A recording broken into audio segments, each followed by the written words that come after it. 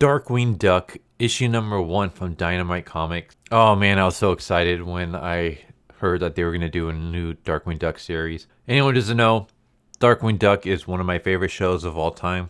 It was like my number 1 show growing up as a kid next to Teenage Mutant Ninja Turtles. In fact, one of my very first pets was a bird that I had named Darkwing. So yeah, we got Darkwing Duck in The Dark Flight Returns. So in this debut issue, we have Darkwing Duck, and he is about to get a award from the city. They're going to unveil a statue that they have made of him for his acts of saving, the city and all the different citizens and stuff. And we just have Darkwing being his egotistical, narcissistic self. He's like, capture my good side. They're all my good side. He's relating like tales that he's done, like all the people he saved, like the Emperor of the Island of Caper Kelly, and he saved them from an angry mob, or when he saved Morgana from a horde of malicious phantoms. And that's when Herb shows up. And Herb is Darkwing's biggest number 1 fan. He's also a bumbling idiot. And he decides to regale his tale of the greatest time Darkwing has ever saved him. And that was when Herb could not find his shipment of Quakerware. And Darkwing was able to find it for him. And this story takes 2 hours to explain. And everyone's like asleep. And they're like, all right, now it's time to unveil the statue. Everyone pulls out their cell phones when all of a sudden they get electrocuted. And Megavolt shows up. And Megavolt has used his electrical powers to electrify everyone that was holding and using a cell phone at the time. And this Volt has brainwashed them. So now he's able to order them around. He orders them to capture Darkwing Duck. So Darkwing Duck has to make his escape. Thankfully, Lauchpad is there to bail him out and fly him away in the Thunderquack. We get like a funny moment where as Lauchpad is climbing up the rope ladder with Darkwing's like, wait a second. If you're here on the ladder, who's flying the Thunderquack? And he's like, oh, don't worry. This thing has an autopilot. It doesn't always work, though. And then we see the autopilot. And the autopilot is one of those, what's it called? The drinking bird that dips down, takes a sip of water, and then flings back up again. And somehow this thing is piloting the Thunderquack. Meanwhile, Gosalyn and Honker, they see everyone going crazy. They eventually discovered that everyone was using cell phones. Gosalyn is, of course, like upset because she was trying to get her dad to buy her a cell phone, but now that the cell phone has turned everybody into villains temporarily, like he's never ever going to give me a cell phone now. Yeah, the Thunderquack gets hit by a bolt of lightning. It's about to crash when Darkwing pulls this crazy maneuver to save the ship, the Thunderquack, and he's like basking in like just the awesomeness of how he was able to land this thing. When Launchpad is like, that was real smooth of you, DW, but why didn't we just deploy the Thundershoot? And of course, Darkwing gets pissed off, like, I had no idea we had a Thundershoot. But yeah, Darkwing eventually comes to figure out that it was the cell phone. Well, I should say Launchpad actually ends up figuring this out. He's like, everyone that went after you was using their cell phones. They were recording you. Instead of being happy that he now knows the solution to this, Darkwing's at first pissed off, like, that means that you weren't getting video of my big ceremony. And then Launchpad's like, yeah, I tried. It's just I forgot to charge up my phone. So yeah, Darkwing now knows that the cell phone, Megavolt somehow electrocuting the cell phone, is the cause of all this trouble.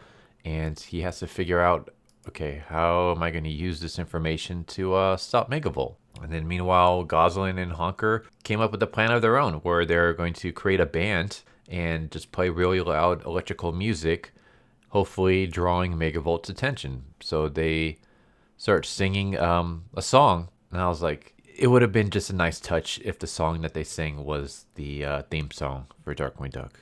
Because Darkwing Duck has one of the greatest theme songs ever. Like, I freaking love that song so much. But no, instead it's like an original song that they're singing. And it does get the attention of Megavolts. And I'm not going to spoil the rest, but I absolutely love this. It is totally made for kids. So it is classic Saturday morning cartoon humor and writing. Like, you're not going to get any kind of like deep storytelling or intricate dialogue from this. This is basically like watching Darkwing Duck cartoon back when it came on in the early 90s and stuff, which I like. That's what I want. Like, this is how you do an adaptation. You stay completely faithful to the source material, and this does. Darkwing feels like Darkwing. Gosalyn and Herb and Honker and Lauchpad all feel like their characters. There's no introducing some new character that takes the Darkwing Duck mantle. There's no new character that gets introduced and we got to put down Darkwing Duck so we can prop up this new character. No kind of BS like that. It's Darkwing's story. Darkwing being Darkwing. Artwork looks exactly like the cartoon. Like I said, the early 90s cartoon and stuff. So this is more of an adaptation of the original series rather than the short appearances that Darkwing has made in the new DuckTales series. So yeah, I love this. Like, this week was such a good week for in comics for me because I got Darkwing Duck, a brand new Darkwing Duck series. Amazing. I got the Last Ronin, a brand new Last Ronin series. And then I also get Teenage Mutant Ninja Turtles Saturday Morning Adventures. So it's like you got two things that like totally appease the inner child in me. Like, things that like I grew up with, the Turtles Saturday Morning Adventures and Darkwing Duck. And then you got The Last Ronin, which is like, I mean, it's still Ninja Turtles, but more of like a mature audience version of Ninja Turtles, which is great because I'm now an adult. So having a turtle series targeted towards me is awesome. And we got a good tokusatsu series with Infernal Girl Red.